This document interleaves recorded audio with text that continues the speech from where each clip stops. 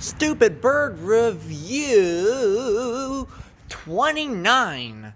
This is the 29th edition of Stupid Bird Review. Stupid Bird Review. We have the new design American Goldfinch, released in 2014. Mine were made in 2017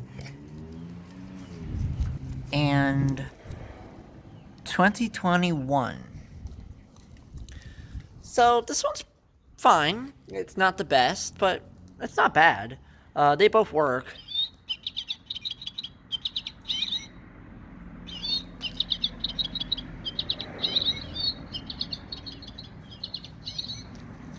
So he's overall yellow with a big pink beak there, black cap, black wings with a white dotted line.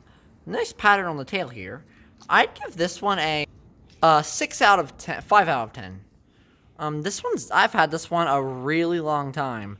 It's one of its eyes is missing, but this one's all fresh, has the press here sign and everything. And here's his tag, American Goldfinch new design. Pretty good condition tag. Look inside of it.